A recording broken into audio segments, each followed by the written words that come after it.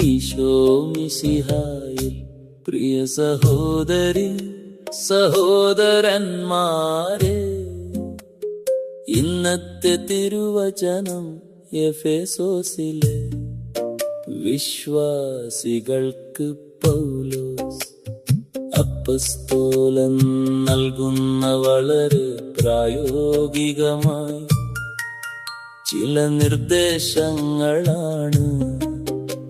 കുടുംബത്തിലും സമൂഹത്തിലും നാം പുലർത്തേണ്ട ബന്ധങ്ങളെ എങ്ങനെ ക്രൈസ്തവവത്കരിക്കാം എന്ന് പൗലോസ് നമുക്ക് കാണിച്ചു തരുന്നു. ഇവിടെ നൽകുന്ന നിർദ്ദേശങ്ങൾ വെറും സാമൂഹിക നിയമങ്ങളല്ല, മറിച്ച് ക്രിസ്തുവിലുള്ള വിശ്വാസത്തിൽ നിന്ന് ഉദ്ഭവിക്കുന്ന ഉത്തരവാദിത്തങ്ങളാണ്.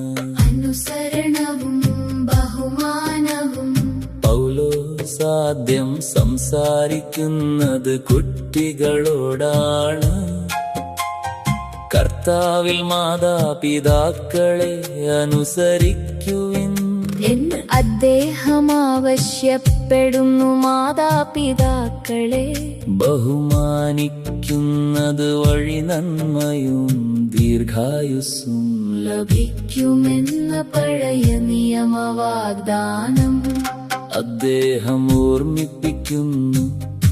ഇത് വാഗ്ദാനത്തോടു കൂടിയ ആദ്യത്തെ കൽപ്പനയാണെന്നു പൗലോസ് പ്രത്യേകം പറയുന്നു. കർത്താവിൽ മാതാപിതാക്കളെ അനുസരിക്കുവിൻ എന്ന് പറയുമ്പോൾ അത് ഒരു ആത്മീയ ഉത്തരവാദിത്തമായി മാറുന്നു. കുട്ടികളുടെ അനുസരണം മാതാപിതാക്കളുടെ ബഹുമാനത്തിൻ കാരണമാകുന്നു. തുടർന്ന് പൗലോസ് പിതാക്കന്മാരോട് മാതാപിതാക്കളോട് സംസാരിക്കുന്നു. കുട്ടികളിൽ കോപം ഉളവാക്കരുതെന്ന് അദ്ദേഹം നിർദ്ദേശിക്കുന്നു.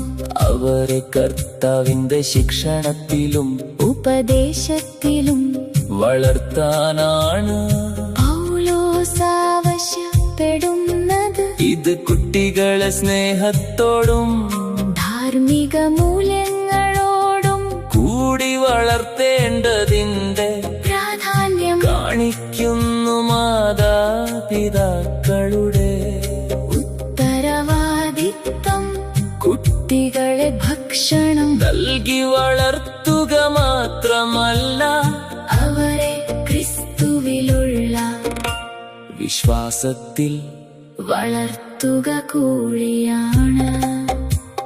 സാമൂഹിക ഉത്തരവാദിത്തങ്ങൾ ക്രിസ്തുവിന്റെ ദാസന്മാരായിരിക്കുക. പൗലോസ് രണ്ടാമതായി സംസാരിക്കുന്നത് ദാസന്മാരോടും യജമാനന്മാരോടും തൊഴിലുടമകളോടും ആണ്. ദാസന്മാരോട് ലൗകിക യജമാനന്മാരെ ക്രിസ്തുവിനെയും പോലെ അനുസരിക്കാൻ പൗലോസ് ആവശ്യപ്പെടുന്നു.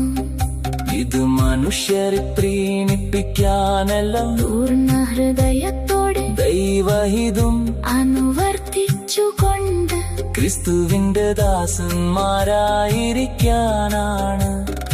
അദ്ദേഹം നിർദ്ദേശിക്കുന്നത് ക്രിസ്തുവിനെ പ്രീതിപ്പെടുത്തുക എന്നതാണ് നമ്മുടെ ലക്ഷ്യമെങ്കിൽ നമ്മുടെ തൊഴിലൊരു ആത്മീയ ശുശ്രൂഷയായി മാറും. ഓരോരുത്തർക്കും നല്ല പ്രവൃത്തികൾക്ക് തക്ക പ്രതിഫലം കർത്താവിൽ നിന്ന് ലഭിക്കുമെന്ന് അദ്ദേഹം ഓർമ്മിപ്പിക്കുന്നു.